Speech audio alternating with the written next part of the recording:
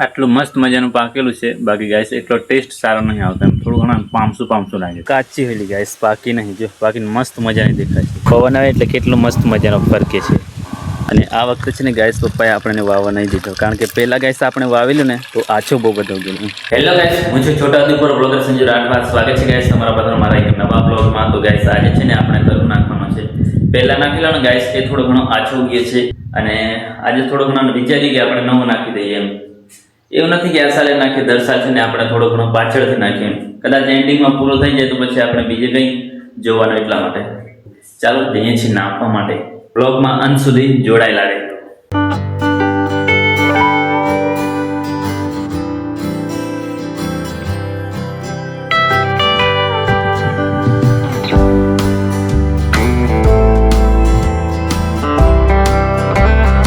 તો finally guys તરુ વવાઈ ગઈ છે, જો તમે જોઈ શકો છો. અને આ વખતે છે ને ગાઈસ પપ્પાએ આપણને વાવવા નહીં દીધો, કારણ કે પહેલાં ગાઈસ આપણે વાવેલું ને તો આછો બહુ બધો ગયેલો, એટલે વાવવામાં પ્રોબ્લેમ નહીં હતો ગાઈસ, કારણ કે પાણી વધારે ભરાઈ ગયું છે ને એટલા માટે આછો ગયો હતો. જો કેટલી બધી ગેપ રહી ગઈ છે, એટલે છે ને ગાઈસ આજે આપણે ફરી પાછો નવો વાવી દીધો છે. અને થોડો ઘણો બચ્ચો પણ છે ગાઈસ, એમ આ બાજુ મૂકેલો છે. આ જો આટલો બચ્યો છે ગાઈસ. આને તો છે ને ગાઈસ આપણે પહેલાંમાં જ વાવી દેવાનું છે, જ્યાં ગાળા પડેલા છે ને ત્યાં ઉગે કે નહીં ઉગે, પરંતુ બચ્યો છે એટલે હવે ત્યાં વાવી દેવાનું છે. થોડું ઘણું પાણી નાખી દઈએ ઉપર, નહીં તો પાછળ જે મૂળિયા છે ને ગાઈસ એ બધા મરી જશે, તો પછી કંઈ કામનો નહીં રહે, એટલા માટે.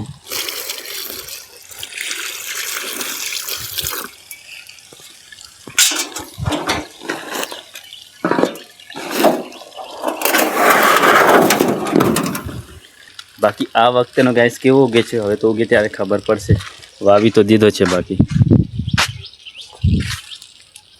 તો હવે ગાઈસ આપણે આવી ગયા છે પૂરણ કરવા માટે, કારણ કે ગાઈસ આપણે ભેંસો બે ને ત્યાં ગાઈસ પાણી બહુ બધું હંગળી જાય છે, એટલા માટે છે ને આપણે વિચાર્યું છે કે થોડો ઘણો જે આ વેસ્ટેજ આપણી રેતી છે ને ગાઈસ એને થોડીક નાખી દઈએ એમ, તો પાણીનો થોડોક ઓછો સંગ્રહ થાય, અને ભેંસોનો પણ બેસવામાં થોડીક શું કહેવાય એમ સરળતા રહે, સારું મળી રહે જગ્યા, એટલા માટે.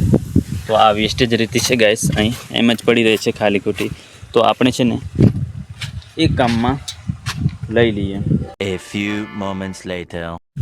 તો ફાઇનલી ગાઈસ આપણે છે ને પૂરણ કરી દીધું છે. થોડેક ગાઈસ છે ને આપણે રેતી નાખી છે, અને થોડેક પાછી આપણે માટી નાખી છે. પહેલી બાજુ છે ને ગાઈસ આપણે રેતી એટલા માટે નાખી, જે ખરાબ રેતી હતી ને ગાઈસ પહેલે તે આપણે નાખી દીધી, એને ખાલી ખોટી બગડે ખેતરમાં પડી તો આપણે નાખી દઈએ ભેંસોને તમે.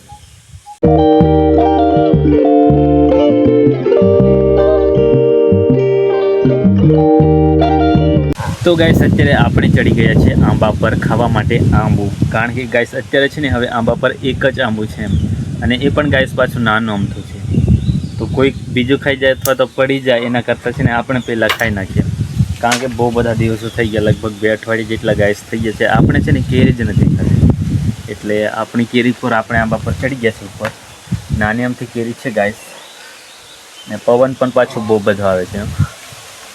અને આ છે ગાઈસ આપણે રામદેવ પીરની ધ્વજા, રણુજા પીર. આના પર છે ને ગાઈસ આપણે એક વિડીયો બનાવેલો છે, આપણે એક બીજી યુટ્યુબ ચેનલ છે ને તેની પર, એની અંદર જે હિસ્ટ્રિકલ વિડીયો છે આપણે બાબા રામદેવ પીરનો એ બનાવેલો છે. બાકી ગાઈસ જો પવન આવે એટલે કેટલું મસ્ત મજાનો ફરકે છે. નેજાધારી રામા પીર. ચાલો ગાઈસ ધીરે ધીરે જઈએ છીએ આપણે કેરી ખાવા માટે. કઈ છે ખબર ગાઈસ, તમને બતાવું છું અહીંથી. એ પેલી લટકે છે, જો એક જ છે. હા જો નાની આમથી છે. હા આટલે તો આવી ગયા ગાઈસ, પણ આગળ કઈ રીતે જશું આપણે? ફોન મૂકવું પડશે આપણે. ફાઇનલી ગાઈસ આપણે આવી ગયા છીએ કેરી છે ને ગાઈસ આપણે છે ને અત્યારે ઘેર ઉપર આવી ગયા છે. આ જો આ છે આપણો આંબો, આ છે ઘર, ને અત્યારે ઊભા છે આપણે ઘર પર, અને આ છે આપણી કેરી. જો આ નાની આમથી થોડુંક નજીક કરવું પડશે ડાળ. આ રહી જો ગાઈસ, પાકી હોય એવી લાગે છે, પરંતુ જોઈએ છે કેવી છે. તો કાચી હોઈલી ગાઈસ, પાકી નહીં. જો બાકી મસ્ત મજાની દેખાય છે, એક નંબર. આ એક બીજી પણ હોઈલી ગાઈસ, આ બાજુ આ લટકે છે જો, આ રહી. પણ એ નહીં પાડવી આપણે છે ને, આ એક જ ખાવી છે. પાડી દીધી છે ગાઈસ અને નીચે ઉતરી ગયા છે આપણે. હવે ધોઈ નાખીએ પછી અંદર કેવી છે જોઈએ છે. અને આજે તો છે ને ગાઈસ 100% વરસાદ આવવાનો જ છે, કારણ કે જો અત્યારે બપોરનું તો આવું થઈ ગયું છે જો. એટલે આજે તો 110% વરસાદ આવવાનો ને આવવાનો જ. હવે તો શાંતિથી ઊભી રહો ને, જોયું આવું કરી આપ્યું બધું પૂરીને, તો ફરફર જ કરે છે ગાઈસ. બળદો પેલી બાજુ લઈ ગયા છે ને એટલા માટે. બેસી જા શાંતિ.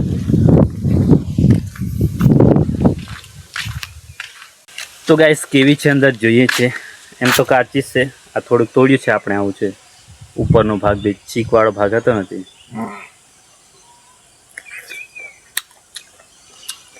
ખાટી લાગે છે પણ આંબો છે ને ગાઈસ મીઠો નથી. પરંતુ આપણા માટે આ નવાઈનું છે, કારણ કે લાસ્ટ કેરી છે. બહુ બધા દિવસો થઈ ગયા આપણે કેરી નહીં ખાધી. કેરી ખાધીને ગાઈસ દાંત છે ને ખટાઈ ગયા છે ને, તો થોડાક હવે મીઠા થઈ જઈએ. આપણે જામફળ ખાતા આવીએ. અને એ પણ આજે ગાઈસ આપણી જામફળનું, જે આપણે રોપી હતી ને એ જામફળનું જામફળ. બાકી આ તો છે ને ગાઈસ બધા છોકરાઓ પાડીને ખાઈ ગયા છે. બહુ બધા હતા એમ, પરંતુ પાડી ખાઈ ગયા છે. અને આ બાજુ છે ગાઈસ આપણી જામફળ, જે આપણે ખુદ રોપી હતી. આ રહી જો. અહીં છે ને ગાઈસ આપણને કાલે 2 પાક્કા મળ્યા હતા. એક આ છે જો, એક આ મોટું છે, પછી એક આ બાજુ છે પેલું પાક્કું. કંઈક લાગેલા છે ને બીજા છે ને ગાઈસ નાના છે અત્યારે હજુ.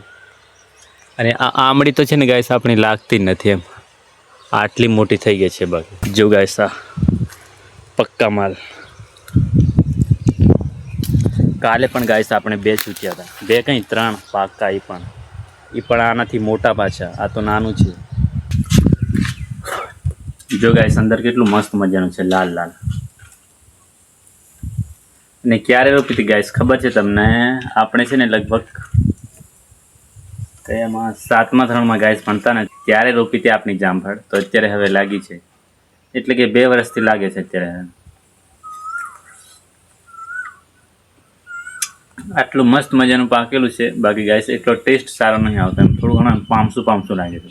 તો હવે ગાઈસ આપણે બાંધવાની છે તાડપત્રી. ગાઈસ આપણે છે ને ઘાસ, આપણું ખોળ મૂકેલું છે ને ગાઈસ અહીં આ બાજુ અડાળીમાં, તે પતરા પરથી છે ને ગાઈસ ડાયરેક્ટ પાણી આવે ને એટલે અહીં અથડાય એટલે ડાયરેક્ટ પેલે પાણી બધું એમ લાગે એમ. એટલે છે ને ઘાસ આપણું ભીગે ને પછી પલળી જાય. એટલા માટે એની સુરક્ષા માટે છે ને ગાઈસ આપણે બાંધવાની છે આ તાડપત્રી અહીં. પણ એ થાય આપણા એકલાથી નહીં, એટલે આપણે બોલાવીએ ભાઈને. કારણ કે એકલાથી થાય ને એ આ બાજુ બાંધીશું, તો પેલી બાજુ પાછું 2 જણા તો સારા એમ ઝડપી થઈ જાય. એટલા માટે તો ચાલો બોલાવતા આવીએ. હોય તાડપત્રી બાંધવાનું છૂટ. બપોરે તારે હજુ સલુટ 3 વાગ્યે એ તાર કહે નહીં. અત્યારે ઊંઘે છે ગાઈસ, કામ કરવાનો ટાઈમ એટલે ફટાફટ આવ. તો આટલું ગાઈસ કંઈક આવું બંધાઈ ગયું છે. આપણે જો આવું બધું કંઈક બાંધી દીધું છે. પરંતુ ગાઈસ જેવો પવન આવે ને એમનું પાછું પવન છે ને ગાઈસ આમ ઊંચું થઈ જશે એમ. એટલે આપણે વિચાર્યું છે કે એક બેમ્બુ બાંધી દઈએ. એટલે ભાઈને લેવા મોકલીએ છીએ આપણે બેમ્બુ.